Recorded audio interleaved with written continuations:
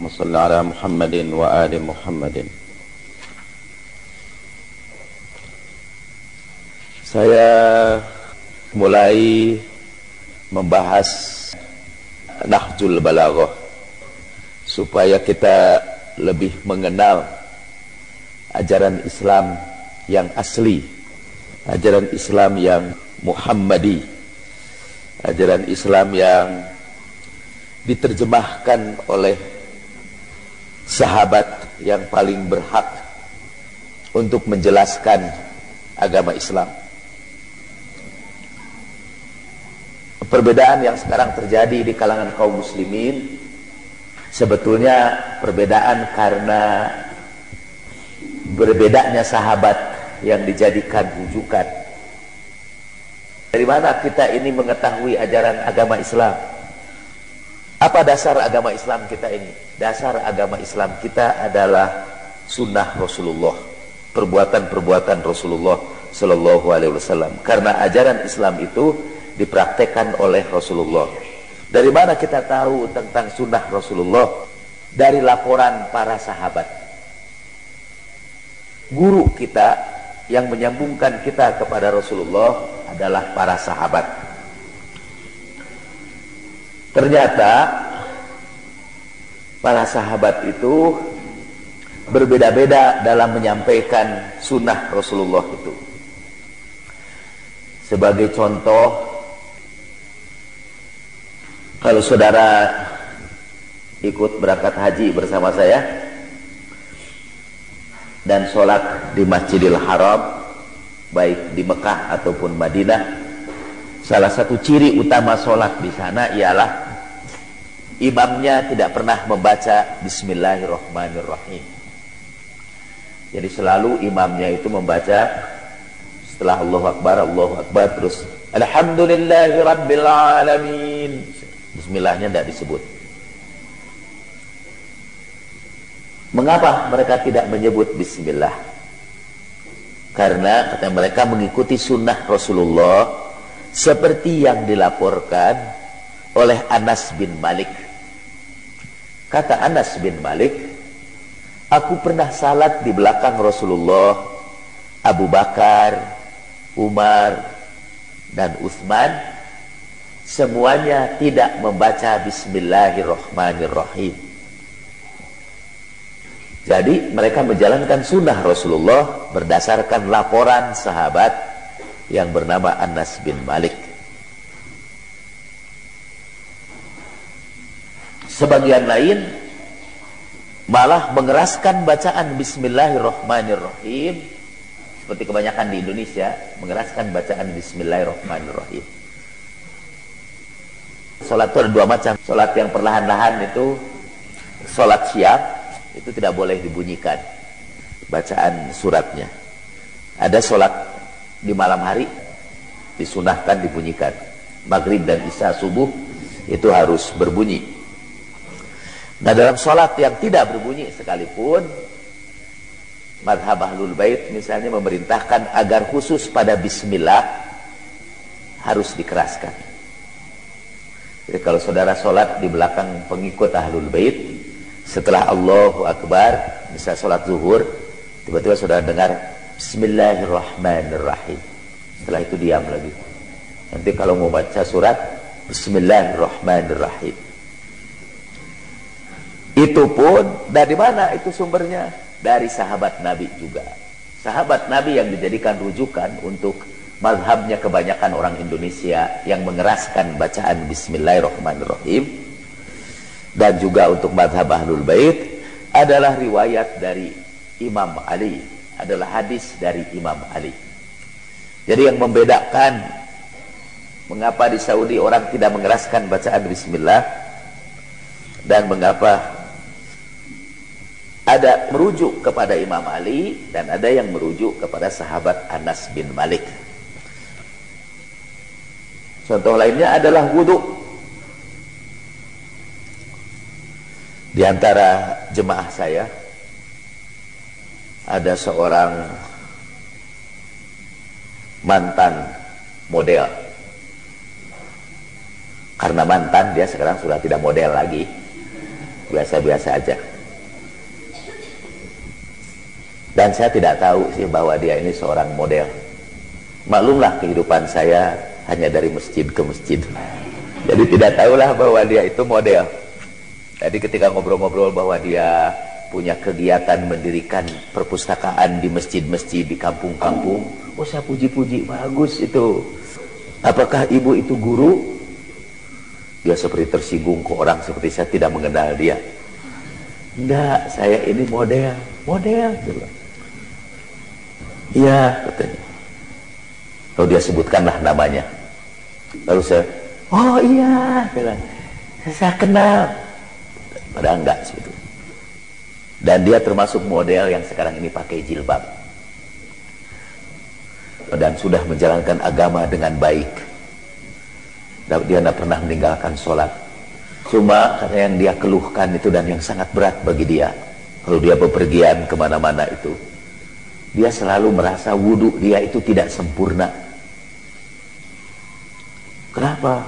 Ya misalnya, sekarang aja katanya pada waktu haji. Karena alasan praktis, saya ini paling sulit untuk wudhu. Dengan wudhu yang sempurna itu. Wudhu yang sempurna, ibu itu kayak apa? Lalu dia sebutkan, wajahnya kan dibasuh, kemudian telinga juga dibasuh, tangan dibasuh, kaki, dan itu sangat sulit katanya. Akhirnya wudhu saya tidak sempurna. Saya bilang, sekarang saya mau ajarkan kepada ibu wudhu yang sesuai dengan sunnah Rasulullah. Lalu saya ajarkanlah, ibu bisa wudhu bahkan dengan 1 gelas aqua. Saya tukan ke tangan, 1 tetes aja asal basah tangannya. Kalau mau menghemat, bahkan 1 botol aqua yang kecil itu bisa cukup untuk wudhu 5 orang. Wah, tidak mungkin Ustaz, itu mungkin. 1 tetes aja basah sini, dan kemudian usapkan ke wajah. Beberapa kalilah boleh usapkannya. Sini lagi ke tangan kiri, lalu basuh tangan juga beberapa kali sampai basah. Sekali lagi ke sini basuh tangan ini. Sudah, penggunaan air hanya sampai di situ. Kemudian ibu usap aja kepala, itu dimasukkan jari di situ. Lalu usap punggung kaki kanan dengan tangan kanan, punggung kaki kiri dengan tangan kiri. Wah, itu praktis sekali kata dia. Jadi kalau di hotel-hotel atau tempat-tempat umum, kaki tidak usah diangkat ke wastafel. Bayangkan seorang foto model mengangkat kakinya ke wastafel di tempat umum. Bukan saja memadaratkan dirinya, juga memadaratkan orang lain. Nah, kok terjadi perbedaan seperti itu? Itu karena perbedaan rujukan sahabat. Yang wudhunya seperti saudara-saudara itu, ya, yang memadaratkan diri dan memadaratkan orang lain, itu dicontohkan oleh Utsman bin Affan, seorang sahabat Nabi juga. Utsman memanggil orang lain, begini katanya wudhu itu. Kemudian wudhunya itu membasuh wajah yang seperti yang tadi digambarkan. Kemudian Utsman berkata, inilah wudhu Rasulullah Shallallahu Alaihi Wasallam. Beginilah Rasulullah berwudhu, kata Utsman. Kemudian Ali bin Abi Thalib karamallahu wajhah berwudu seperti yang saya sebutkan itu. Dan kata Imam Ali, inilah wudu yang diajarkan Rasulullah menurut Al-Qur'anul Karim. Menurut Al-Qur'an, kata Ibnu Abbas itu sahabat Nabi juga. Ibnu Abbas berkata bahwa di dalam Al-Qur'an wudu itu hanya 2 basuhan dan 2 usapan. Dalam Al-Quran, wudhu itu dalam surat Al-Ma'idah ayat 6, sudah lihat, wudhu itu hanya 2 basuhan dan 2 usapan. Idza qumtum ila sholat faghsilu wujuhakum wa aydiyakum ilal marafiq wamsahu biru'usikum wa arjulikum. Hanya ada 2 basuhan, 2 usapan. Tidak ada telinga di situ. Apalagi kuduk. Kalau di kampung udah telinga, kuduk juga diusap-usap. Lalu ada orang keberatan dengan wudhu seperti itu. Keberatannya karena sudah memilih sahabat yang dia ikuti. Keberatannya diajukan biasanya dengan cara mengandai-andai, ya. Pengandaiannya ialah, gimana Ustaz kalau kaki kita kotor? Saya bilang, bersihkan dulu kaki itu sama saja. Gimana kalau punggung kita kotor mau sholat? Ya bersihkan dulu punggung itu. Tidak berarti bahwa dalam wudhu punggung harus dibasuh, karena khawatir seandainya punggung itu kotor. Maaf, kalau itu kotor, ya itu harus dibersihkan dulu, tanpa mengharuskan itu menjadi bagian dari wudhu. Jadi kita lihat bahwa perbedaan cara kita menjalankan agama terjadi karena perbedaan sahabat yang kita pilih sebagai rujukan. Rujukan itu di dalam bahasa Arabnya disebut marja. Marja adalah artinya tempat rujukan yang menjadi acuan. Orang komunikasi menyebutnya yang menjadi reference. Jadi setelah Rasulullah Shallallahu Alaihi Wasallam meninggal dunia, yang dijadikan reference atau rujukan itu adalah para sahabat Nabi. Tapi para sahabat Nabi itu bermacam-macam.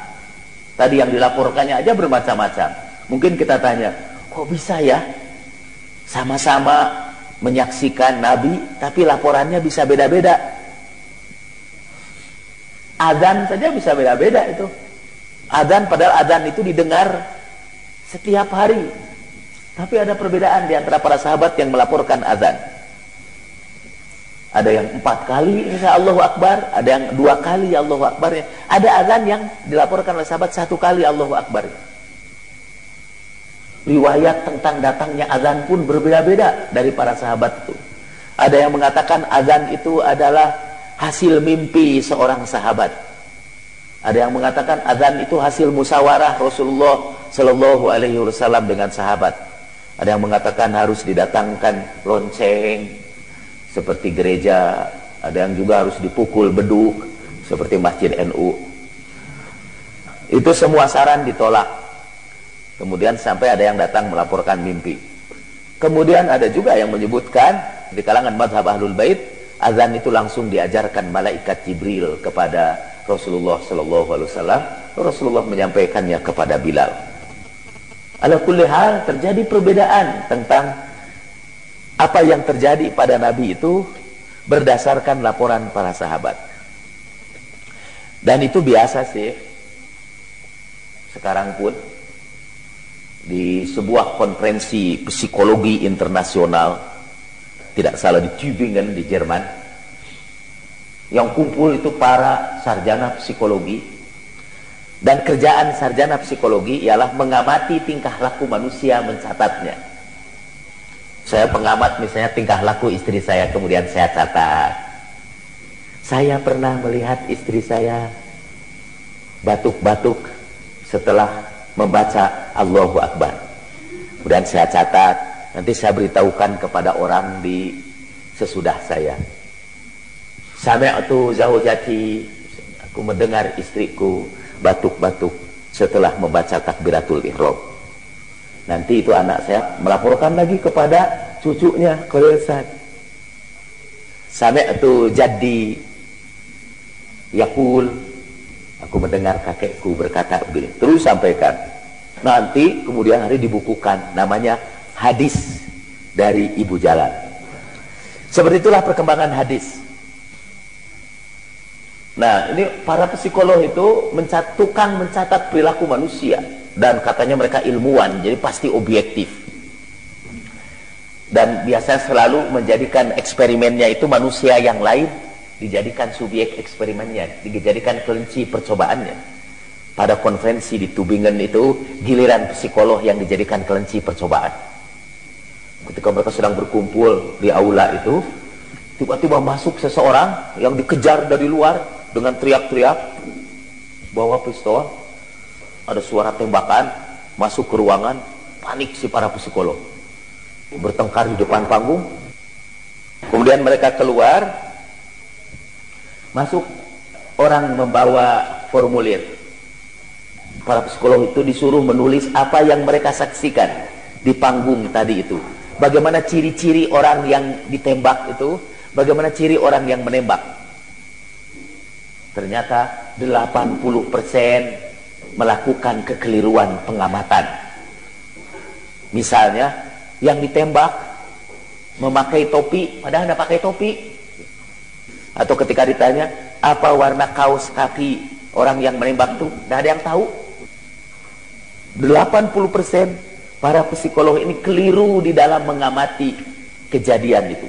Padahal itu psikolog yang terlatih dalam mengamati perilaku manusia. Apalagi sahabat Nabi. Emang karena sahabat Nabi tidak terlatih dengan metode penelitian, metode observasi, metode logbook. Anda tahu mereka. Karena itu sahabat melaporkannya bermacam-macam. Kita memerlukan sahabat yang ada jaminan dari Allah Subhanahu wa ta'ala bahwa laporannya tidak pernah keliru, supaya apa yang dilaporkannya dari Nabi Shallallahu Alaihi Wasallam itu juga tidak keliru. Jadi itu yang pertama, kita perlu memilih sahabat yang dijamin, dan yang menjaminnya harusnya Allah dan Rasulnya, bahwa dia tidak pernah keliru. Apa ada bukti bahwa para sahabat suka keliru melaporkan? Ada bukti. Misalnya Abu Hurairah sendiri. Abu Hurairah yang paling banyak melaporkan dari Nabi. Dia satu hari bercerita, pada suatu hari Rasulullah salat zuhur. Tapi aku lupa apa dia salat zuhur atau asar. Kata Abu Hurairah sendiri itu. Setelah itu Rasulullah salat zuhurnya itu hanya 2 rakaat. Lalu semua orang ribut, ya Rasulullah, apa engkau kurangi sholat itu? Kata Dzuliyadain, apa kau kurangi sholat itu? Enggak, aku tidak pernah mengurangi sholat, tapi tadi cuma 2 rakaat. Lalu Rasulullah nambah lagi 2 rakaat, kemudian sujud sahwi. Itu Abu Hurairah melaporkan Rasulullah lupa. Sambil lebih dahulu dia mengaku, saya juga lupa. Apakah Rasulullah itu sholat zuhur atau sholat asar? Dia lupa. Kalau saya sih lebih baik memilih Abu Hurairah lupa ketimbang Rasulullah lupa. Karena Rasulullah dijamin tidak akan pernah lupa. Sanuqri'uka fala tansa. Kami bacakan kepada kamu dan kamu tidak akan pernah lupa. Kalau Abu Hurairah lupa, udah ada buktinya, dia sendiri ngaku, aku juga lupa. Kemudian ada hadis lain dari Abdullah ibnu Abbas. Sebelum Rasulullah meninggal dunia, Rasulullah berpesan tentang 3 hal. 1, supaya orang-orang kafir dibuang, tidak boleh ada di Hijaz. 2, itu tersebutkan. Yang ketiga, aku lupa. Jadi, sampai sekarang dalam hadis itu tidak disebutkan yang ketiganya apa. Yang ketiga, aku lupa. Jadi para sahabat itu banyak juga yang lupa kepada apa yang disampaikan oleh Nabi Sallallahu Alaihi Wasallam. Jadi tentu kita memerlukan, kalau ingin memperoleh agama yang asli, kita memerlukan laporan sahabat, yang sahabat itu dijamin, satu, dia harus paling cerdas. Kedua, ada jaminan Allah bahwa dia tidak pernah lupa. Karena laporan itu bisa jadi terpotong-potong karena orangnya pelupa atau pengamatannya tidak cermat. Dan yang bisa dilupakan itu macam-macam kan, bukan hanya apa yang kita dengar, yang kita lihat pun bisa terlupakan. Saudara sekarang membayangkan apa yang terjadi misalnya ketika dulu saudara lahir, apa yang saudara alami, semua kita lupa. Pada kejadian itu kejadian dahsyat, semua kita lupa. Orang itu makin bodoh biasanya makin mudah lupa menyaksikan berbagai kejadian. Tapi orang juga kadang kalau terlalu pandai suka pelupa juga. Saya jadi rada bingung juga. Para profesor itu, guru besar, kalau cerita dulu sih, Kalau profesornya profesor yang pinter. Profesor itu kan macam-macam. Ada yang membuktikan kepinterannya dengan gelarnya. Ketika dibantah orang, dia menegur, aku ini profesor, kamu itu baru apa sih? Itu membuktikan kepinteran dengan gelar. Di luar negeri, gelar dibuktikan dengan kepinteran. Benar dia profesor, benar, lihat itu karya-karya ilmiahnya. Jadi keprofesorannya dibuktikan dengan kepinterannya. Di Indonesia kebanyakan kepinteran dibuktikan dengan gelar. Dan itu gampang membuktikan kepinteran dengan gelar. Sama dengan membuktikan kekiaian dengan serban. Itu gampang, tinggal puter-puter, udah jadi kiai. Kalau membuktikan serban dengan kekiaian, itu rada sulit. Nah, profesor yang pintar itu biasanya katanya pelupa. Tapi pelupanya itu bukan pada bidang yang dia tekuni. Dia lupanya pada hal-hal yang lain. Katanya Immanuel Kant itu salah seorang filosof yang terkenal, yang tidak pernah lupa kapan harus dia bangun, kapan harus dia jalan kaki. Sampai tetangganya mengenal Immanuel Kant sebagai the walking clock, jam yang berjalan.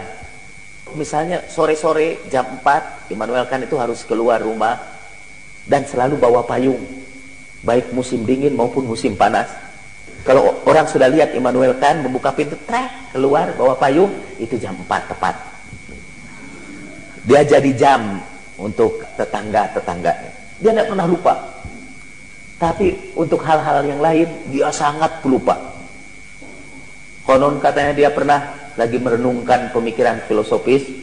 Dia ini pakai pipa itu. Orang Jawa nyebutnya cangklong. Orang Sunda nyebutnya padudan. Orang Inggris menyebutnya pipe. Sambil berpikir itu dia ketuk-ketukan meja dia. Biasa kan, pipanya itu diketuk-ketuk. Setiap kali dia gitu, selalu dia teriak, "Hi, who's knocking the door?" Siapa tuh? Nggak ada suara lagi. Lalu dia mikir lagi, dengar lagi ketukan pintu. "Hi, who's knocking the door?"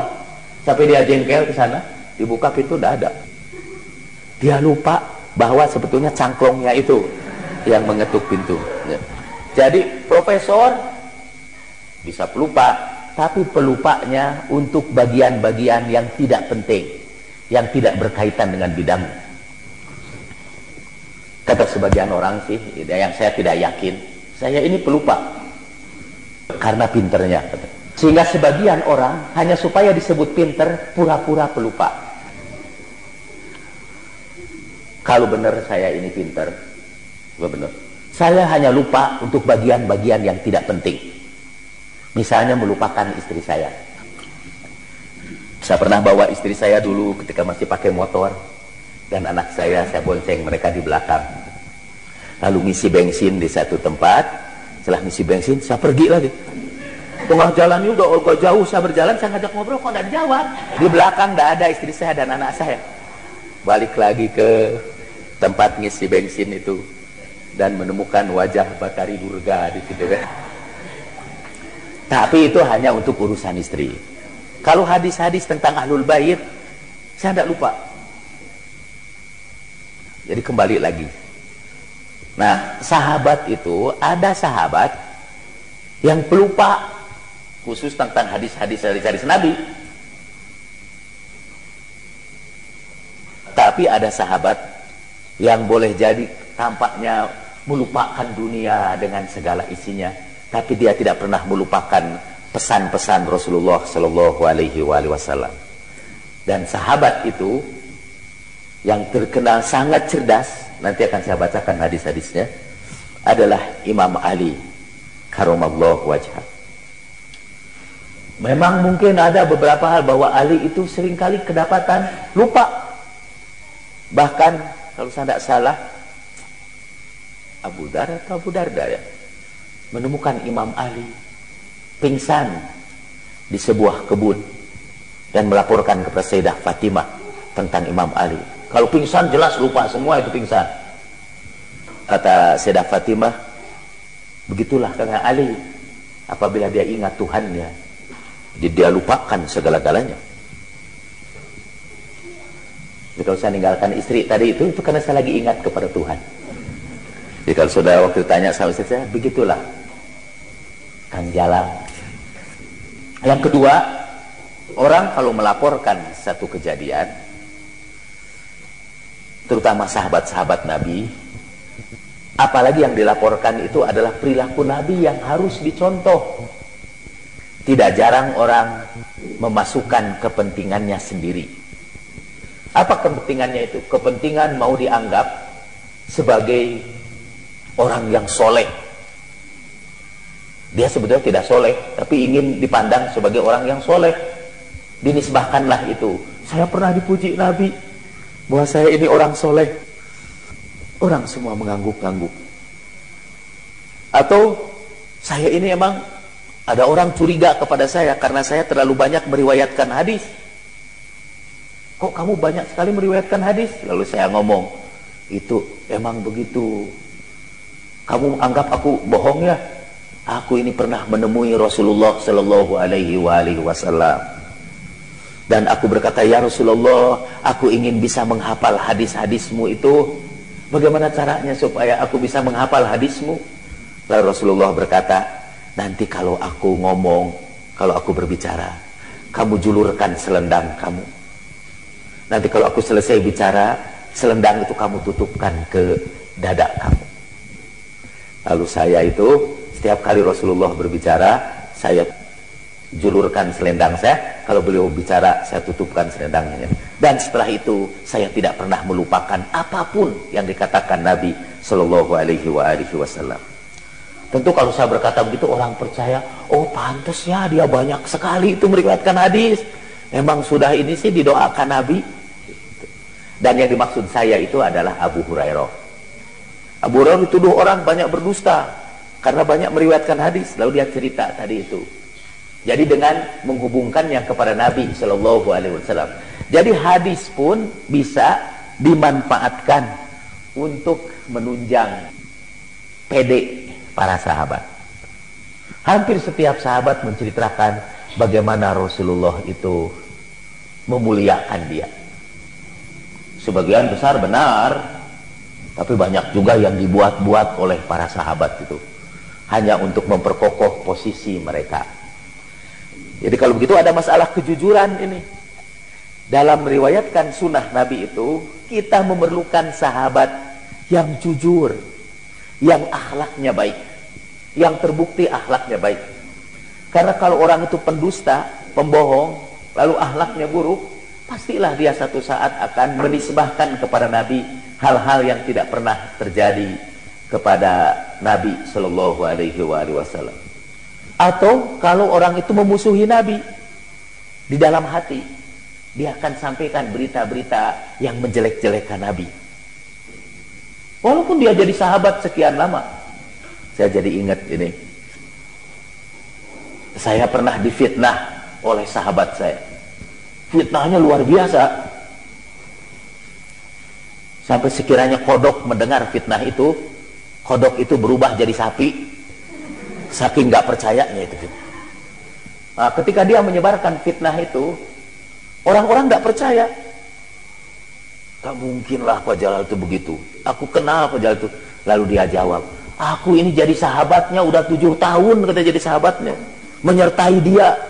Aku tahu dia itu lebih dari kamu, kata tukang fitnah itu. Betul. Tapi apa jaminannya bahwa dia tidak berbohong? Betul, dia pernah bergaul dengan saya sekian tahun dan dekat dengan saya, tapi apa jaminannya bahwa dia tidak bohong? Tidak ada jaminannya. Apalagi kalau orang itu terkenal sebagai pembohong. Karena itu Imam Ali Zainal Abidin berwasiat kepada putranya Muhammad Al-Baqir supaya tidak bersahabat dengan pembohong. Karena pembohong itu bisa membuat yang jauh jadi dekat, yang dekat menjadi jauh. Untuk pedoman persahabatan kita perlu ditempelkan itu hadis dari Imam Muhammad Baqir itu. Janganlah bersahabat dengan yang 5. Janganlah bersahabat dengan tukang bohong, karena dia akan mendekatkan yang jauh dan menjauhkan yang dekat. Janganlah kamu bersahabat dengan tukang durhaka, tukang maksiat, orang fasik. Karena orang fasik itu dapat menjual diri kamu hanya dengan segenggam makanan saja. Kamu bisa dijual untuk kepentingan duit dia. Janganlah kamu bersahabat dengan, ada 5 tadi ya, saya lupa tuh, sebagai periwayat hadis itu. Kamu menurut teori quantum learning, kalau kita mengalami dehidrasi, otak kita kekurangan oksigen, dan akhirnya belajar kita tidak efektif. Saya udah minum, jadi saya mau teruskan nomor 3. Jadi 1, janganlah bersahabat dengan orang pendusta. Kedua, janganlah bersahabat dengan orang fasik. Yang ketiga, janganlah bersahabat dengan orang yang suka mengadu domba, suka memfitnah, karena kamu satu saat akan menjadi korban fitnahan dia. Janganlah bersahabat dengan orang bodoh. Jangan bersahabat dengan orang tolol. Jangan bersahabat dengan orang tolol, karena dia bermaksud mendatangkan manfaat bagi kamu, tapi kemudian menyusahkan kamu. Dia bermaksud memberikan manfaat, tapi akhirnya memadaratkan kamu. Seperti mau bantu, tapi menyusahkan. Itu sahabatnya. Dia itu benar-benar mau bantu kamu, padahal akhirnya bantuan dia itu menyusahkan kita. Seperti persahabatan kan pemburu dengan beruang, yang kedua-duanya sama-sama kesepian. Dalam cerita Jean de La Fontaine, saya sebut cerita Jean de La Fontaine itu untuk meningkatkan cerita saya, bukan sekedar dongeng memeh sare, tapi emang punya nilainya. Pemburu kesepian, dia datang ke hutan, udah tua si pemburu, ketemu beruang yang juga udah tua, kesepian juga. Dulu sih mereka saling memburu, sekarang mereka berusaha bersahabat. Sama-sama sih satu ideologi dan satu perjuangan, itu sama-sama kesepian di hari tua. Lalu mereka bersahabat. Suatu saat, singkatnya cerita, si pemburu tidur lelap, lalu ada nyamuk hinggap di hidungnya. Beruang yang menjagai kawannya dengan setia, tapi bodoh, ingin memberikan manfaat kepada kawannya dengan membunuh nyamuk itu. Jadi dia bawa batu besar, batunya ditimpakan di atas nyamuk itu, yang kebetulan mencok di atas hidung itu. Nyamuk ini boleh jadi tidak mati, tapi sahabatnya itu mati. Itu bahayanya bersahabat dengan orang bodoh, karena dia bermaksud mendatangkan manfaat bagi kamu, tapi akhirnya mendatangkan kecelakaan bagi kamu. Janganlah bersahabat dengan orang bakhil, karena ketika kamu perlu hartanya, dia menahan hartanya dari kamu. Ketika kamu memerlukan bantuan, dia tahan hartanya di saat kamu memerlukannya. Itu pedoman mencari kawan. Jangan cari orang fasik, jangan cari orang pembohong, jangan cari tukang ngadu domba, tukang fitnah. Jangan cari sahabat orang jahil, dan jangan cari sahabat orang bakhil. Sahabat-sahabat Nabi Sallallahu Alaihi Wasallam itu tentu ada yang bakhil, ada sahabat Nabi yang bakhil. Sampai diabadikan kan di dalam Al-Quran tuh sahabat yang bakhil itu, fa amma man bakhila wastaghna wa kadzdzaba bil husna fasanuyassiruhu lil usra. Adapun itu sahabat yang bakhil dan merasa kaya, kami mudahkan kesulitan baginya, membohongkan berita baik baginya, aku akan mudahkan baginya pada kesulitan hidupnya. Bacalah buku saya Tafsir bil Ma'thur, pesan moral Al-Quran. Di situ dikisahkan tentang seorang sahabat yang begitu bakhilnya, sampai ketika buah kurmanya jatuh ke halaman orang lain, lalu dimakan oleh anak-anak yatim di situ, dia turun lagi dari pohon kurmanya, dan kurma yang udah masuk ke mulut anak yatim itu diambil lagi, dikodok. Nepi ka korma nugas asup karena genggerong, dikodok. Saking bakhilnya, sampai diabadikan di dalam Al-Quran. Ketika Rasulullah menawarkan kepadanya, maukah kamu menukarkan satu pohon kurma kamu itu dengan pohon kurma lagi di surga, kata Rasulullah. Dijamin asal dia serahkan pohon kurma itu kepada Rasulullah, yang Rasulullah akan serahkan kepada anak yatim itu, Allah akan jaminkan pohon kurma di surga. Ada kalau dia dapat pohon kurma di surga, dia juga masuk surga bersama pohon kurmanya tentu. Dah masuk surga, tapi tidak mau dia, tidak mau. Wa amma man bakhila, sahabat pun ada yang bakhil, sahabat pun ada yang pembohong. Saya mau ceritakan sahabat yang bohong. Nanti pengajian ini difatwakan oleh MUI sebagai pengajian yang sesat karena menyebut ada sahabat yang pembohong. Tapi ada sahabat juga yang tadi itu suka memfitnah, ada. Itu juga tidak bolehlah disebutkan di sini.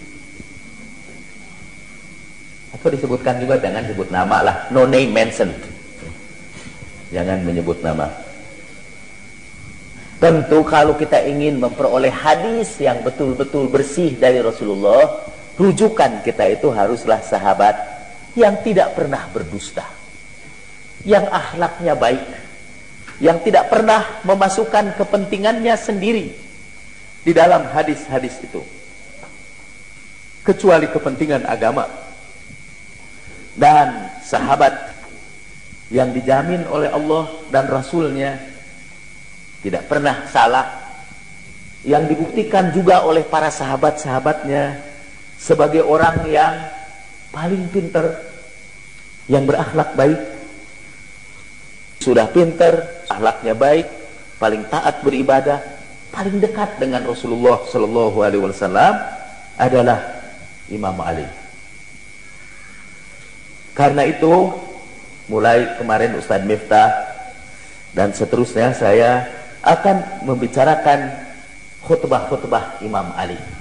Dalam khutbahnya itu Imam Ali menyampaikan sunnah Rasulullah kepada kita, menerjemahkannya dalam bahasa yang sangat indah.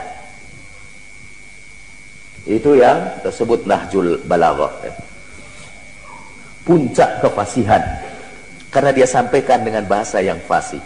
Oh, sebetulnya ada satu syarat lagi agar laporan itu bagus. Itu yang melaporkan itu harus fasih menggunakan bahasa. Kalau saudara menjadi tentara Amerika, kemudian mendengar pembicaraan George Bush, saudara harus laporkan, saudara harus fasih dalam menggunakan bahasa Inggris.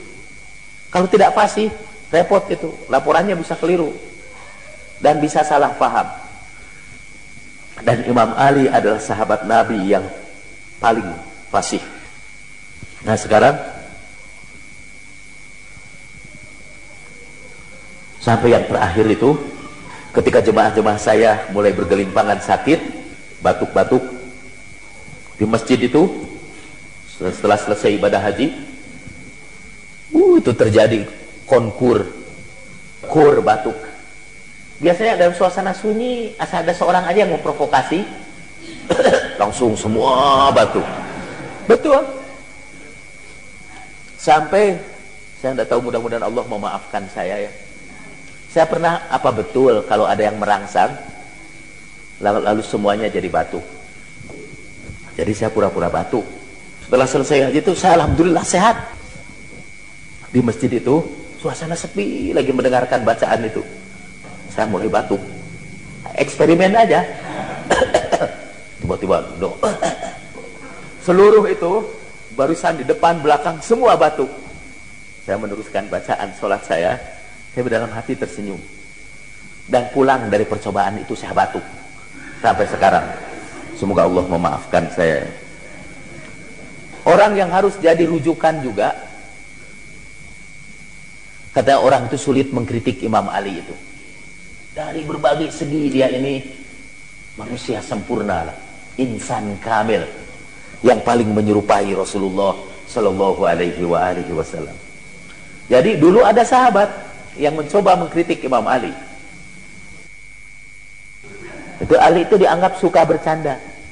Sampai pernah Talha kata sedang berkuda bersama Rasulullah.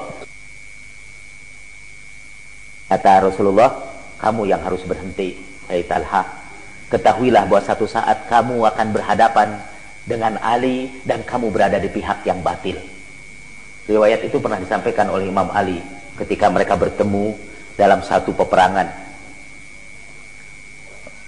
perang sifil ya. Dalam suatu peperangan mereka bertemu. Imam Ali mengingatkan Talha, bukankah kamu dulu pernah bicara di depan Rasulullah? Lalu Rasulullah berkata, da'hu, biarkan dia, karena kamu satu saat akan berhadapan dengan dia dan kamu berada di tempat yang batil. Sampai akhirnya Talha mengundurkan diri, tidak jadi berperang, tapi akhirnya terbunuh juga. Talha itu salah seorang di antara sahabat yang mengkhianati Imam Ali. Itu Talha, dan Talha itu sahabat Nabi itu, berkhianat juga. Akhirnya disebut juga nama kelepasan. Jadi kembali lagi, kita nanti akan berguru kepada Imam Ali dalam rangkaian pengajian di sini ini dengan merujuk kepada Nahjul Balaghah. Pada minggu yang akan datang saya akan membaca khutbah Imam Ali yang kedua ketika beliau baru kembali dari Siffin, dari satu pertempurannya di Siffin. Tapi izinkanlah saya sekarang membacakan tentang hadis-hadis Nabi yang diriwayatkan oleh sahabat yang lain tentang Imam Ali.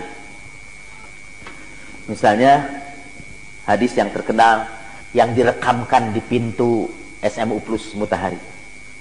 Ana Madinatul Ilm wa Aliyun babuha. Aku adalah kota ilmu dan Ali adalah pintunya. Faman aradal Madinah falyatiha min babiha. Siapa yang ingin datang ke kota ilmu Rasulullah itu, hendaklah dia datang lewat pintunya. Hadis ini diriwayatkan dalam Mustadrak ala Sahihain dari Al-Hakim. Jadi ada kumpulan dua hadis sahih, Bukhari dan Muslim. Itu disebut Sahihain. Tapi rupanya banyak hadis sahih kelewat dalam Bukhari dan Muslim itu. Al-Hakim mengumpulkan hadis yang sahih lagi. Kemudian dijadikan suplemen. Jadi edisi melengkapi Bukhari dan Muslim. Suplemen itu di dalam bahasa Arabnya Mustadrak. Supplement. Jadi edisi untuk melengkapi Bukhari dan Muslim. Jadi hadis itu Ana Madinatul Ilm disebutkan dalam Al-Mustadrak ala Sahihain juz ketiga halaman 126-127. Dalam kitab Jami'ul Usul itu fi ahadithi Rasul kesananya juz ke-9 halaman 473. Turmudi juga meriwayatkannya di dalam sunannya juz ke-5 halaman 637 dengan lafaz Ana Madinatul Ilm wa Aliyun babuha. Itu hadis yang pertama. Jadi memang pantas kita merujuk kepada Imam Ali karena Imam Ali adalah pintu kota ilmunya Rasulullah sallallahu alaihi wasallam.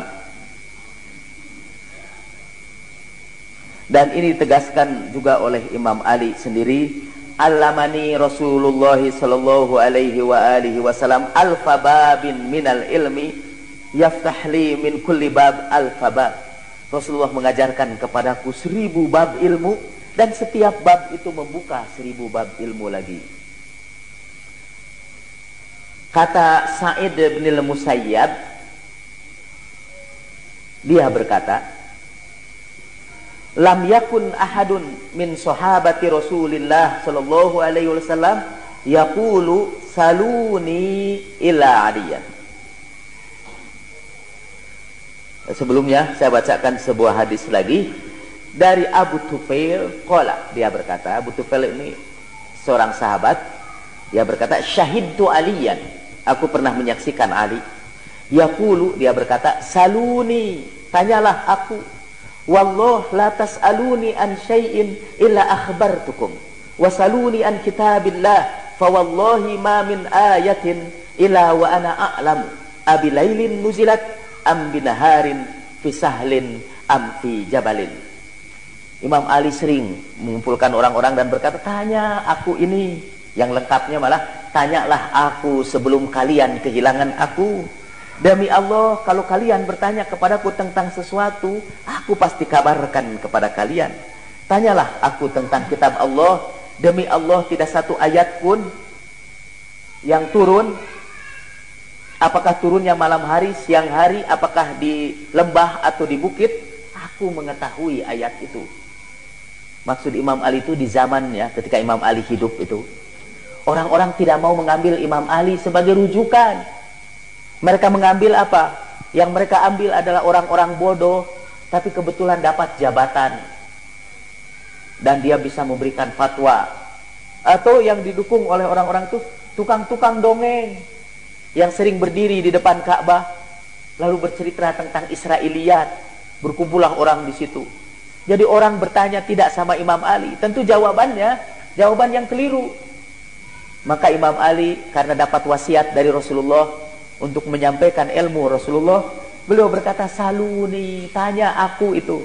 Kasihan tuh Imam Ali, sampai menawarkan dirinya supaya orang itu bertanya. Kalau sekarang ini menawarkan dirinya untuk jadi penceramah lah, ketimbang kalian mendengarkan penceramah begitu itu, hanya karena melaksanakan tugasnya. Tapi orang-orang meninggalkan Imam Ali itu sepeninggal Rasulullah Sallallahu Alaihi Wasallam. Dan kata Sa'id bin Musayyab, tidak ada seorang pun di antara sahabat Rasulullah yang berkata, saluni, tanya aku kalau kalian tidak tahu, kecuali Ali. Nanti katanya di kalangan bukan sahabat, tabi'in kalau saya tidak salah, dia ulama besar, datang ke Kufah. Kemudian dia berkata, saluni qabla an tafqiruni, mengikuti Imam Ali. Tanya aku sebelum kalian kehilangan aku. Lalu tanyalah jemaah, semua pertanyaan tidak bisa dia jawab. Sampai para ulama mengatakan, tidak ada seorang pun yang mengulangi ucapan Imam Ali, saluni qabla an tafqiruni, lalu tidak dipermalukan oleh jemaahnya. Saya pernah baca itu kalau saya salah di Al-Ghadirnya Al-Amini, daftar para ulama yang mengikuti Imam Ali, saluni qabla an tafqiruni, dan dipermalukan karena tidak bisa jawab. Karena itu saya tidak berani lah. Saluni qabla an tafqiruni. Nanti saudara tanya, lalu saya malu tidak bisa jawab, tidak apa-apa. Karena memang bukan Imam Ali. Supaya Imam Ali makin istimewa di hadapan kita. Saya sekarang sedang meyakinkan saudara untuk mengikuti Imam Ali dan jangan ikut imam-imam yang lain. Ketika Rasulullah Sallallahu Alaihi Wasallam mau menikahkan Imam Ali kepada Fatimah Az-Zahra, kita mendengar riwayatnya kan, Fatimah alaihissalam menangis sampai ada seorang penulis barat yang kurang ajar betul, ada bukunya di rumah saya, belum dimasukkan ke perpustakaan mungkin karena jengkel betul saya sama penulis itu.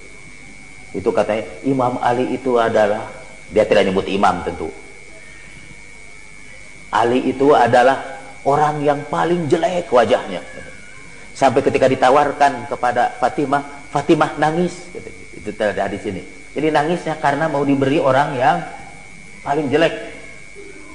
Lanatullahi alaihi. Imam Ali itu seorang yang paling ganteng juga.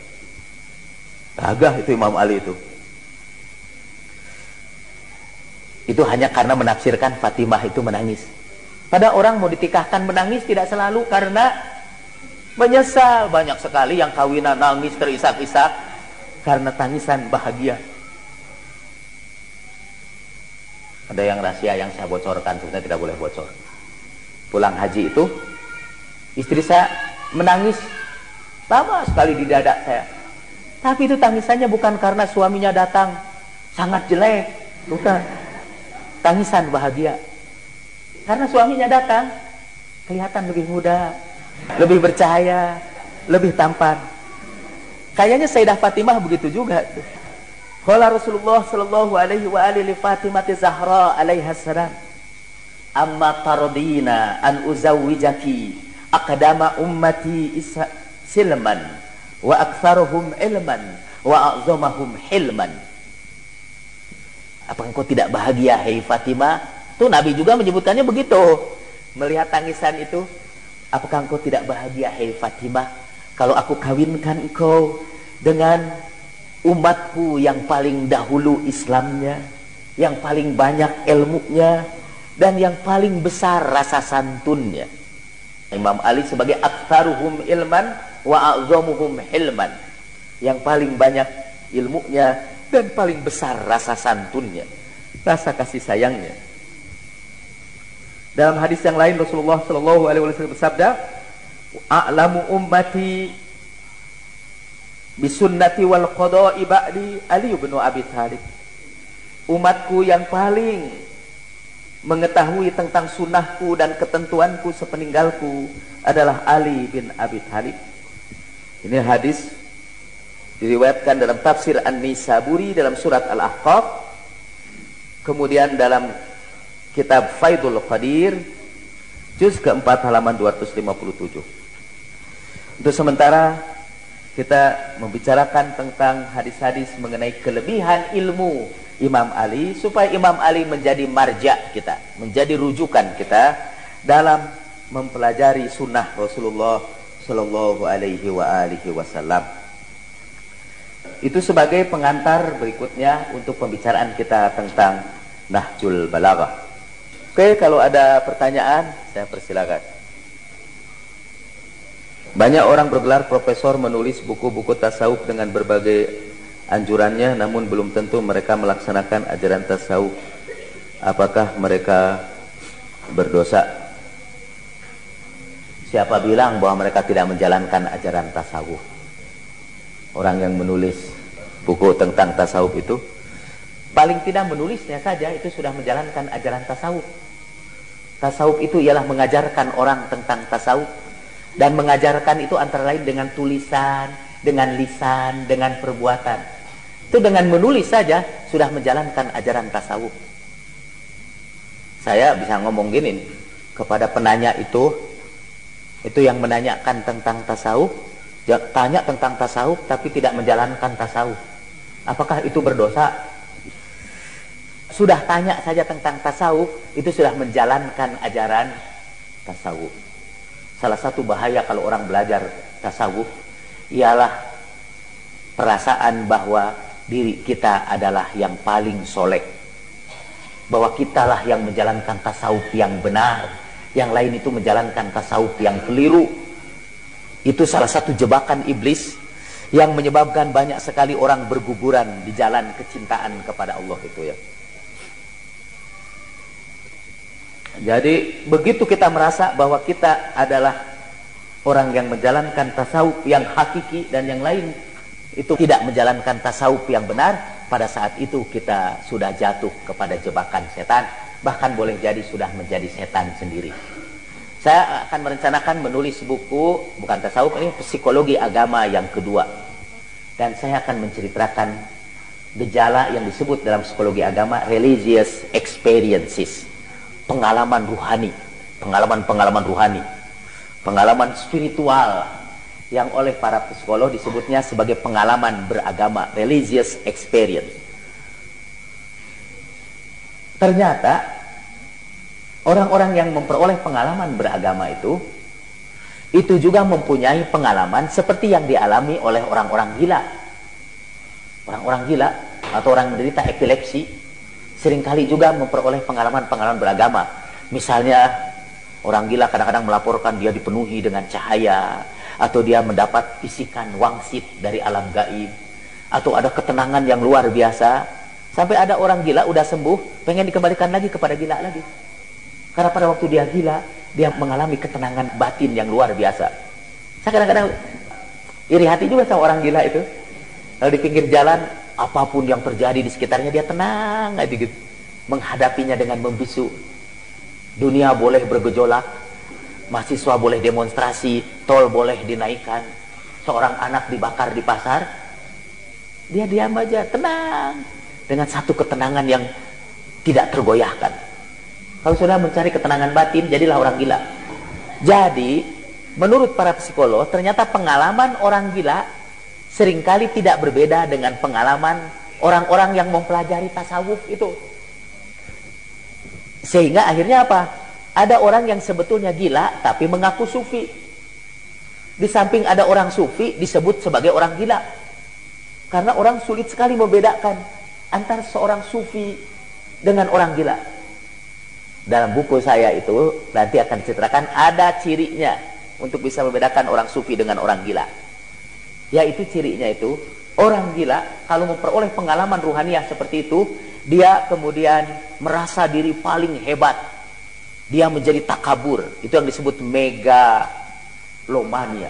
Dia merasa akan dapat menyelamatkan dunia, dia merasa menjadi orang soleh, dia merasa sebagai macam-macam. Sementara katanya kalau sufi yang sejati, kalau mengalami pengalaman ruhaniah itu, dia menjadi lebih rendah hati. Dia merasa orang yang banyak berdosa, dia merasa orang yang tidak banyak ilmunya, dia malah makin tawadu kalau memperoleh pengalaman batin. Jadi nanti kalau ada guru-guru sufi mengaku ini ajaran tasawuf yang sebenarnya, please get rid of him, he must be mad. Pasti dia gila.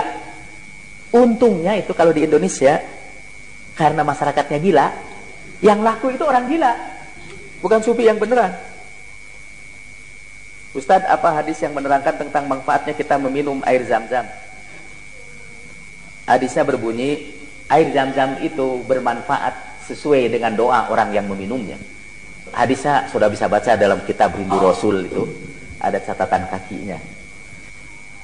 Jadi kalau kita minum air zam-zam dengan niat supaya kita memperoleh ilmu yang bermanfaat, kita dapat ilmu yang bermanfaat. Meminum zam-zam supaya harta kita berlimpah, kita diberi harta. Ya Allah, jadikanlah zam-zam ini ilmu yang bermanfaat, rezeki yang luas, dan penyembuh dari segala penyakit. Itu doa minum zam-zam. Dan air zam-zam akan berfungsi seperti doa yang kita bacakan. Kata Ustadz tadi bahwa Tolha merupakan orang yang mengkhianati Ali, tapi kok dijamin masuk surga? Yang jaminnya bang apalah? Kita tidak tahu. Hadis yang mengatakan Tolha masuk surga itu hanya diriwayatkan oleh seorang sahabat. Seorang sahabat berkata, ada 10 orang yang dijamin masuk surga. Dia sebut satu-satu melalui urutan khalifah: Abu Bakar, Umar, Utsman, Ali, Tolha, Zubair bin Awam. Abu Bakar, Umar, Utsman, Ali, Tolha, Zubair, Abdurrahman bin Auf. Dia hanya nyebut sampai ke 9. Yang ke 10-nya mana? Kata gitu. Kayak orang tanya di dalam iklan, yang ke 10-nya mana? Lalu sambil malu-malu dia sebut, 10-nya aku, gitu deh. Yang dijamin masuk surga. Dan yang ke 10 itu orang sahabat yang tidak begitu dikenal, tidak banyak meriwayatkan hadis, kecuali hadis 10 yang masuk surga, yang dia masuk salah seorang di antaranya. Dia tidak meriwayatkan hadis yang lain. Itu yang menjamin Talha itu masuk surga. Tidak ada jaminan lain. Bahkan ada banyak sahabat Nabi yang benar-benar dijamin Nabi masuk surga khusus sama dia. Misalnya, kalau kalian ingin mengetahui betis yang tidak akan pernah disentuh api neraka, itulah betis Abdullah ibnu Mas'ud. Abdullah ibnu Mas'ud tidak termasuk yang 10 masuk surga. Atau hadis Nabi, hei Bilal, aku mendengar bunyi terompah kakimu di surga. Amal apa yang kamu lakukan? Tuh Bilal dijamin itu masuk surga. Tidak ada termasuk yang 10 itu. Atau Rasulullah berkata, Ammar bin Yasir itu dipenuhi dengan keimanan sampai ke tulang sungsumnya. Tidak ada juga dalam yang 10 itu. Yang masuk ke 10 itu Talha, Zubair, sampai ada seorang ulama ekstrim, bukan saya ini, ulama ekstrim di sebuah negeri. Di antara 10 yang dijamin masuk surga itu cuma 1 sebetulnya yang dijamin masuk surga, yaitu Ali bin Abi Thalib. Yang lainnya katanya malah dijamin masuk neraka. Kata dia tuh, tapi saya tidak setuju tentu dengan pendapat dia, terlalu ekstrim itu. Dan tidak enak apalagi menyampaikannya di para penjamin masuk surga. Dan kita juga dijamin masuk surga oleh Rasulullah SAW. Kullu ummati yadkhulul jannah, kata Rasulullah. Seluruh umatku masuk surga, illa man aba, kecuali yang menentang.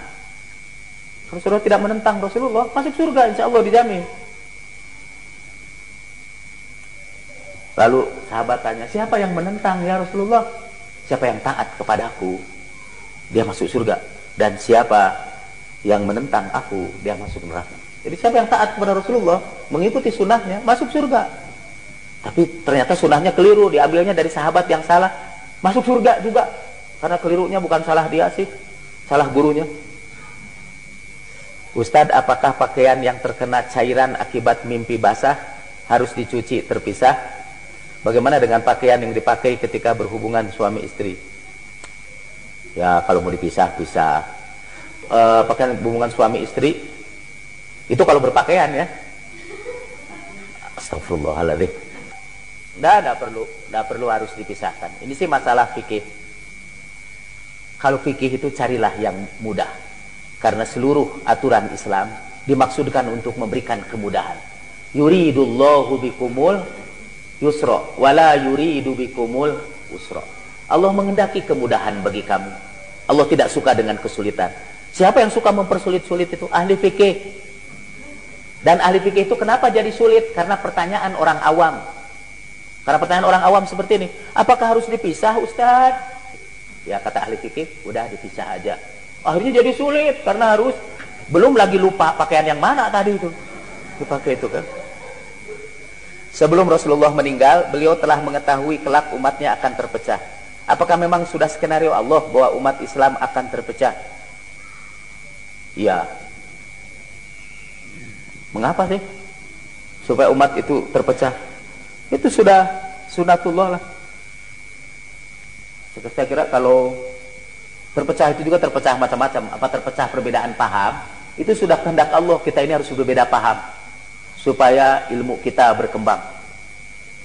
Kalau tidak ada perbedaan paham, tidak berkembang. Kalau pecah untuk peperangan, itu bukan karena skenario Allah saja, tapi juga karena kesalahan kita sih. Karena akhlak kita yang buruk, maka kita senang perpecahan. Bacalah buku saya mungkin yang dicetak baru itu, Islam Aktual. Saya sebutkan asal-usul perpecahan. Adakah bukti otentik tentang keislaman ayahanda Imam Ali bin Abi Thalib, yaitu Abu Thalib? Oh, ada. Saya punya banyak kitab di sini dengan judul Imanu Abi Thalib, tentang bukti-bukti keimanan Abu Thalib. Sangat kuat bukti-buktinya. Beberapa kitab dulu pernah saya kirimkan fotokopinya kepada seorang kiai di Jawa Tengah yang suka mengkafirkan Abu Thalib. Kiai itu akhirnya datang kepada saya masih pakai sarung dan bawa satu karung rempeyek. Dia bawa nangis di depan pangkuan saya. Untunglah Ustadz memberitahukan kepada saya kitab-kitab itu. Kalau tidak saya menyakiti hati Rasulullah sepanjang hidup saya karena saya mengkafirkan Abi Thalib, kata dia. Saya mau berikan ini kepada penanya ini kitab-kitab itu tentang bukti-bukti otentik keimanan Abu Thalib. Tapi ini yang saya kirimkan kitab itu harus kirim saya rempeyek dan harus menangis di depan saya bersumpah seperti kiai itu bahwa sejak saat itu kapanpun dia ceramah, si kiai itu berjanji, Ustaz sekarang ini kapanpun saya kasih ceramah dalam acara apapun, yang pertama saya bicarakan ialah keimanan Abu Thalib. Saya ingin menebus dosa saya kepada Rasulullah karena sudah menyakiti hati beliau yang sangat mencintai pamannya, tapi saya sakiti dengan menyebut Abu Thalib kafir. Saya akan tebus itu. Sekarang mungkin sampai sekarang itu kiai itu diundang ngaji apa saja, yang pertama kali bukti-bukti otentik keimanan Abu Thalib. Dia bacakan, dari setelah itu baru ngaji yang biasa. Tebus dosa itu hebat. Kiai-kiai saya kadang-kadang takjub sama kiai-kiai NU itu. Luar biasa itu. Takjubnya itu satu, serius kalau menjalankan agama itu tidak main-main. Walaupun kata MH Ainun Najib, orang yang tegang menghadapi Tuhan itu orang Muhammadiyah. Kalau orang NU santai aja menghadapi Tuhan. Karena Tuhannya, kata MH, Tuhannya orang NU itu Tuhan yang sangat akrab dengan mereka. Jadi kalau orang NU sholat tenang aja, kata, Allahu Akbar. Itu kata MH. Tapi tidak benar tuh. Orang NU serius tuh. Mohon sebutkan dalil-dalil utama dari Al-Quran dan hadis Rasulullah mengenai keharusan mengikuti Imam Ali dan keturunannya agar bisa kita sampaikan di depan orang-orang yang menjadi jemaah Ahlul Bait. Surah fotokopi ini, buku kecil ini. Nanti ini yang tanya. Ini judulnya Afdoliyatul Imam Ali ala Sahabah. Keutamaan Imam Ali dibandingkan dengan sahabat yang lain. Dan di sini disebutkan ayat-ayat Al-Quran dan hadis-hadis Nabi tentang keharusan kita mengikuti Imam Ali. Kepada jamaah yang lain yang mengikuti sahabat yang lain, kita mintakan juga dalil-dalil keharusan mengikuti sahabat yang lain. Saya Imam Ali. Ada di antaranya hadis, sahabatku seperti gemintang di langit. Kemana saja kamu mengambil pedoman, kamu akan selamat. Ashabi kan nujum, bi ayyihim iktadaitum ihtadaitum. Tapi hadis itu dhaif sangat. Begitu dhaifnya sampai tidak diketemukan kitab apa yang memuat hadis itu selain yang mengutipnya. Kalau yang mengutipnya banyak, tapi kitab yang memuat hadis itu tidak ada. Kepada siapa kita harus memilih marja rujukan saat ini? Apa mungkin kita merujuk ke imamah di Iran? Yang harus dirujuk adalah orang-orang yang berilmu di tempat kita masing-masing. Orang-orang yang berilmu yang mengikuti Imam Ali. Buku apakah yang harus saya baca ketika umroh? Belilah buku itu, A dan Z Manasik Haji, terbitan Mutahari Press. Itu buku manasik haji yang paling praktis sedunia untuk orang Indonesia. Dari A sampai Z. Jadi kalau jemaah haji bawa itu, dia dapat pedoman. Pokoknya kalau menjalankan itu, udah beres ibadah haji. Ternyata Islam itu begitu sederhana. Yang bikin sulit para ulama itu. Sampai kejadian kemarin itu kan. Misalnya sebagian ulama berpendapat bahwa melempar jumroh yang pertama, Jumratul Aqobah, melempar jumroh pada hari yang pertama di Mina harus sesudah terbit matahari. Maka berlomba-lombalah jutaan orang tumplek datang di sebuah jumroh. Jumrohnya itu hanya setengahnya lagi yang harus dilempar itu, tidak sekelilingnya, hanya setengahnya. Satunya jumroh yang harus dilempar. Semuanya tumplek sesudah terbit matahari. Dan akhirnya apa? Akhirnya terjadi kecelakaan itu kan, banyak yang meninggal dunia. Dipersulit. Saya udah melempar jumroh di situ sebelum terbit matahari. Setelah terbit fajar, saya lempar jumroh. Alhamdulillah masih kosong. Ya, tidak kosong betul, tapi tidak berdesak-desak. Selain Nahjul Balaghah, buku apa lagi tentang riwayat Imam Ali? Di perpustakaan Mutahari ada ensiklopedia Imam Ali, Al-Mausu'ah, Mausu'atul Imam Ali. Kalau saya tidak salah ada 13 jilid. Tertulis dalam bahasa Arab. Itu segala hal tentang Imam Ali. Imam Jainal berpesan, jangan berteman dengan orang yang suka berbohong, bodoh dan lain. Bagaimana sekiranya ada orang dapat menantu yang bodoh, bakhil, apa tindakan kita? Suruh cerai. Pasti ini mertua nih. Tapi ini ada masalah. Penilaian mertua itu bisa berbahaya. Belum tentu penilaiannya itu objektif. Belum tentu dia bakhil. Tapi karena dia tidak punya apa-apa aja, maka dia tidak bisa kasih apa-apa. Datang kepada saya seorang miskin lah. Udah miskin buta lagi. Udah buta, punya istri buta lagi. Lalu dia konsultasi sama saya. Saya konselor. Konsultasinya gini, Pak, saya ini sekarang lagi gelisah, tidak enak hati, sampai tidur pun tidak enak. Kenapa? Tuh mertua saya datang ke rumah saya.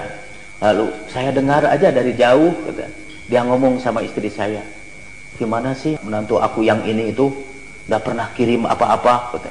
Udah sekian tahun berumah tangga, anak sudah punya sekian, kok belum pernah kasih apa-apa sama aku, kata dia.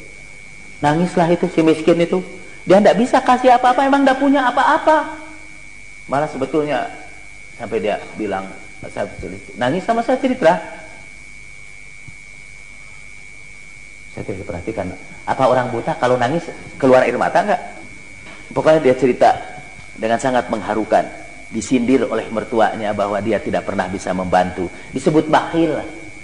Padahal untuk hidup saya dia ini sudah megap-megap. Lalu saya bilang aja, bilang sama mertua sama itu. Ini udah bertahun-tahun gitu saya jadi menantu bapak, kok bapak tidak pernah kasih apa-apa sama saya? Kerjanya cuma minta aja. Oh gitu pak? Iya. Ah nggak berani pak, kata dia. Nanti anaknya diambil dia. Ustaz, dalam Quran disebutkan bahwa ada yang tidak dimatikan Allah ketika hari kiamat. Siapa mereka? Quran surat 39 ayat 68. Oh, saya juga baru tahu ada yang tidak dimatikan pada hari kiamat. Ada manusia. Oh, ada yang tidak dimatikan pada hari kiamat. Kalau saya tidak salah semua mati tuh. Kullu man 'alaiha fan wa yabqa wajhu rabbika dzul jalali wal ikram. Semua mati dan yang kekal itu hanya wajah Tuhanmu dzul jalali wal ikram. Kira kalau ada yang tetap hidup dzul jalal itu wal ikram 39 ayat 68 ya. Ilmu baru juga buat saya ini. Terima kasih. Ada yang tidak dimatikan katanya. Wa nufikha fis suri fasa'iqa man fis samawati wa man fil ardi illa ma syaa Allah. Tsumma nufikha fihi ukhra fa idza hum qiyamun yanzurun. Dan ditiupkanlah sangkakala, maka berguncanglah apa yang di langit dan di bumi, kecuali orang yang dikehendaki Allah. Jadi menurut penafsirannya, orang yang dikehendaki Allah itu tidak meninggal dunia pada saat itu. Kalau menurut saya tidak berguncang itu mungkin yang illa masya Allah itu. Kemudian ditiupkan berikutnya, dan tiba-tiba mereka berdiri dalam keadaan menunggu. Nanti saya akan baca dalam tafsirnya. Saya sendiri tidak begitu paham. Dan saya tidak malu, tidak mengerti itu. Udah nasib sih kalau minta orang tanya dan bukan Imam Ali, pastilah akan dipermalukan dengan pertanyaan itu. Dan saya tidak bisa jawab. Saya harus baca dulu nanti kitab tafsirnya. Apa yang dimaksud? Semua berguncang apa yang di langit dan di bumi, kecuali, atau semua rebah yang di langit dan di bumi, kecuali orang-orang yang dikehendaki Allah. Apakah itu artinya ada orang yang tidak mati? Sementara ada ayat Al-Quran yang lain yang mengatakan kullu man 'alaiha fan. Semua makhluk yang ada di atasnya itu binasa. Wa yabqa wajhu rabbika dzul jalali wal ikram. Yang kekal itu adalah wajah Tuhanmu, pemilik keagungan dan kemuliaan. Ustadz, semoga ada dalam kebaikan di dunia dan akhirat, amin. Ustadz, yang ada hadis dari Ahlul Bait bahwa suami itu boleh tidak jujur kepada istrinya, tapi tidak boleh kepada anak. Apakah hadis itu betul? Saya tidak tahu tuh. Yang ada hadis dari seluruh madhab, bukan madhab Ahlul Bait saja. Boleh berbohong kepada istri, juga kepada suami, juga kepada siapapun, kalau tujuannya untuk kemaslahatan. Boleh kalau untuk menunjukkan kemaslahatan. Misal si istri pun boleh bohong kepada suami. Misalnya istri itu pernah pacaran lah dulu itu, dan pernah jatuh cinta. Jangan diberitahukan sama suami. Itu yang tadi itu pacar saya. Itu yang paling saya cintai dulu itu. Itu ngomong benar tapi menimbulkan madarat. Kalau kata Sa'di itu kan di dalam Guliston, lebih baik orang ngomong bohong tapi mendatangkan kemaslahatan ketimbang orang ngomong jujur tapi mendatangkan kesengsaraan. Tuh, ada saat-saatnya ketika kita harus berbohong. Itu bukan hanya sama istri aja, sama suami.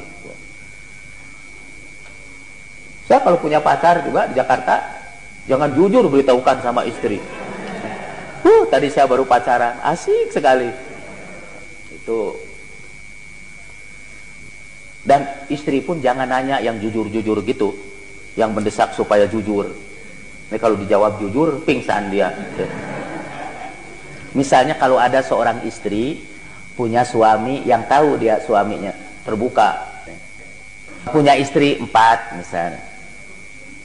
Terus si istrinya mau tanya pada suaminya, tadi yang kamu lakukan pada dia apa? Gimana kamu melakukannya? Suaminya suruh menggambarkan, pingsan dia, sakit hati lagi. Itu salah. Suaminya juga salah, kenapa yang gitu dijawab? Jangan dijawab. Itu boleh berbohong dalam situasi seperti itu. Ini pertanyaan yang terakhir. Benarkah semua isi Nahjul Balaghah sahih bersambung kepada Imam Ali, mengingat ada isinya yang terkenan merendahkan wanita seperti iman wanita itu setengah dari iman lelaki.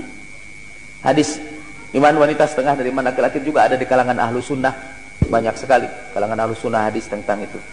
Dan Rasulullah menjelaskannya. Mengapa itu setengahnya? Karena Rasulullah katanya, kalau kalian lagi menstruasi, bukankah kalian tidak menjalankan sholat seperti laki-laki? Gitu. Bukan berarti bahwa derajat mereka setengah dari laki-laki, bukan. Ada saat-saat lah periode perempuan itu dibebaskan dari kewajibannya, sementara lelaki tidak. Jihad juga dibebaskan bagi perempuan karena perlindungan Allah terhadap mereka. Melempar jumroh saja di zaman Rasulullah, perempuan itu boleh duluan. Bahkan perempuan di zaman Rasulullah boleh tidak nginep dulu di Muzdalifah. Kalau sekarang ini semua orang harus nginep di Muzdalifah, wajib. Di zaman Rasulullah tidak, enteng aja Rasulullah itu. Ada seorang gembala datang menemui Nabi, ya Rasulullah, saya tinggalkan ini kambing saya, apa boleh saya pulang dulu? dari Arafah itu. Ya pulang aja dulu kamu. Nanti melempar jumrohnya di kodok aja, kapan aja kamu datang. Itu Rasulullah dulu. Kalau sekarang para ulama, enggak boleh. Langsung Musdalifah langsung ke Mina. Tapi nanti berdesak-desakan Ustaz itu. Gak apa, mati pun syahid. Begitu jauhnya perbedaan antara Rasulullah dengan para pelanjutnya. Akan dibagikan kurma katanya kepada saudara oleh saya. Itu yang penting bukan kurmanya tapi berkahnya. Disunahkan orang yang haji itu bawa oleh-oleh, dan yang paling sunah membawa oleh-oleh Zam-Zam. Tapi Zam-Zamnya karena naik pesawat tidak begitu banyak. Dibagikan penduduk kampung aja ini udah habis. Jadi kurmanya aja. Kalau boleh saya tahu siapakah marja taklid Ustadz Jalal? Di manakah saya bisa memperoleh fakta lengkapnya dengan bahasa Inggris atau Indonesia? Tidak etis untuk mengumumkan siapa marja taklid yang diikuti, karena seringkali menjadi penyebab perpecahan di kalangan kaum muslimin. Kalau di Iran, tidak pernah ada orang tanya, marja taklid kamu siapa? Tidak ada, cuma di Indonesia aja. Maklum baru mulai.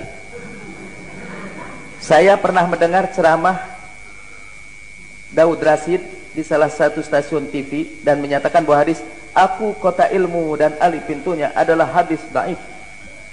Dalam ceramah itu dia tidak menjelaskan alasannya, hanya penjelasannya dari segi matan saja. Bagaimana komentar Ustaz? Dari dulu itu ada banyak orang mendoifkan satu hadis karena hadis itu diriwayatkan oleh orang-orang Syiah. Kalau saudara baca buku saudara saya yang tercinta, Pak Ustadz Miftah Farid, saya ini pecinta beliau. Begitu cintanya sehingga anak pertama saya beri nama Miftah. Kemarin saya ketemu di Arafah, kebetulan tenda kita berdampingan. Saya cerita kepada ustadz yang lain, ini saya uhibbu hubban jamah walidzalik, saya bilang samaitu waladi bi ismih. Lalu kata Pak Miftah, saya itu juga waktu itu saya sangat cinta Pak Jalal sampai saya ingin menamai anak saya Jalaluddin. Tahu-tahu yang lahir perempuan setelah anak yang pertama itu. Jadi tidak bisa lah saya beri nama Jalaluddin ketemu itu. Sudah baca buku Pak Miftah dulu, salah satu ciri hadis doif ialah kalau hadis itu diriwayatkan oleh orang Syiah. Kalau hadis diriwayatkan orang Syiah langsung doif itu. Dan itu tentu saja tidak ilmiah. Itulah yang dilakukan saya kira oleh Kiai Daud Rashid itu. Padahal hadis itu diriwayatkan dalam kitab Ahlus Sunnah, dalam Mustadrak As-Sahihain. Al-Hakim menyebutnya hadis itu sahih. Kalau Ustadz Daud Rashid menyebutnya doif, itu hak dia. Tapi dia harus menjelaskan alasannya apa doif itu. Hakim menjelaskan alasannya mengapa itu sahih. Dan tentu saja saya lebih percaya kepada Al-Hakim ketimbang Ustadz Daud Rashid. Karena Al-Hakim memang penyusun hadis. Ada kitabnya Mustadrak. Sementara Ustadz Daud adalah doktor hadis, tapi tidak pernah menyusun satu kitab hadis pun. Itu jawaban yang tidak enak sih. Berkaitan dengan pertanyaan nomor 2, di manakah perwakilan resmi marja taklid Ustadz untuk humus dan zakat? Saya bosan itu jawab ini. Siapa perwakilan itu? Karena akhirnya apa? Bukan mereka memberikan humus, malah minta humus sama kita. Kalau disebutkan ini perwakilannya untuk menerima humus, lalu rame-rame minta humus sama dia, bukan memberinya. Jadi ketimbang direpotkan, itulah repotnya bersahabat dengan orang bodoh. Dia bermaksud mendatangkan manfaat tetapi merepotkan. Maksud saya bukan penanya ini bodoh, bukan. Itu ada banyak orang lain yang tanya tentang siapa nih yang berhak menerima humus, tapi setelah nanya itu kemudian dia minta humus. Saya kira mau nyumam. Itu sama saja. Pak, di sini siapa yang menerima zakat? Saya bilang. Kalau gitu Pak, saya minta bagian zakat. Anas di bejaan. Sugan terek mere. Ayo teh kalah karek menta. Saya kira dengan itu kita akhiri pembicaraan saya sekarang. Tentu saya mengaturkan terima kasih atas doa-doa saudara-saudara.